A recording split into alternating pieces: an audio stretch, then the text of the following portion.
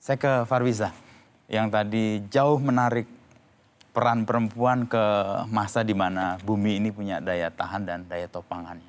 Dan tadi menyebut perempuan bukan hanya sebagai penjaga, tetapi juga dia pemimpin di lapangan. Ini seringkali diromantisasi. Kalau Farwiza melihat ini di pengalaman di ekosistem Leuser sendiri, peran perempuan sebenarnya sejauh apa? Memang ada sangat banyak tendensi untuk meromantisasi kelompok-kelompok marginal gitu ya, perempuan, masyarakat adat, orang-orang yang tinggal di jauh dari pusat-pusat peradaban. Tapi memang kenyataannya beban ganda itu dialami oleh perempuan yang berada di tingkat tapak. Upaya untuk menguatkan dan menyiapkan mereka supaya posisi ruang-ruang pemimpin yang mereka ambil itu sebenarnya seringkali muncul dari margin, dari pinggiran. Mereka bukan seseorang yang diberikan jabatan, yang diberikan titel, atau yang didengar di tengah rapat banyak orang. Tapi mereka seringkali kelompok-kelompok yang memberi masukan dalam diam, dalam diskusi yang tidak terlihat, sehingga masukannya itu kemudian terjemahkan menjadi sebuah kebijakan. Saya pengen ngambil contoh para perempuan yang terlibat dalam upaya perlindungan hutan. Seringkali di awal-awal mereka itu bukan ketua kelompok, mereka hanya istri kepala desa misalnya, atau ibu-ibu PKK, tapi ketika mereka memberi masukan soal hal-hal seperti penataan ruang, seperti apa yang baik untuk desa, bagaimana akses terhadap air bersih, masukan itu justru lebih valid karena itu berangkat dari lived experience, dari pengetahuan yang mereka alami secara nyata setiap harinya.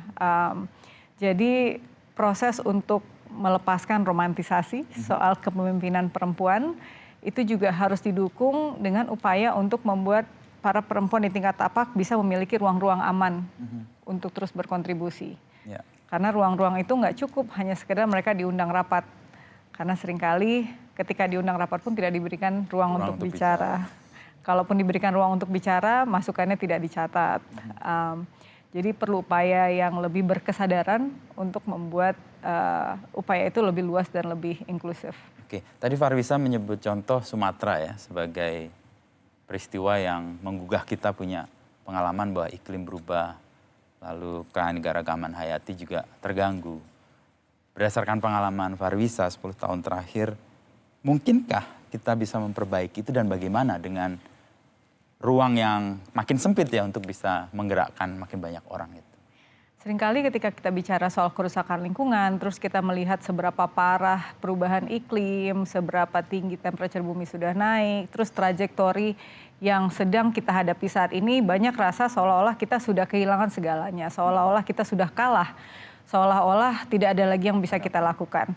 Tapi apakah kita akan menggunakan mindset yang sama ketika kita menghadapi penyakit parah yang sedang kita alami gitu. Misalnya kalau diri kita atau orang yang kita cintai sedang menghadapi say cancer, apakah kita akan bilang wah udah terlambat, selamat tinggal, sampai jumpa? Kan seringkali enggak. Kita akan terus berjuang, kita akan mengupayakan yang terbaik dan kita masih berharap bahwa orang tersebut akan sembuh. Sama seperti planet bumi, kita tidak punya pilihan lain, memang inilah satu-satunya tempat di mana kita tinggal berkarya dan melakukan segalanya.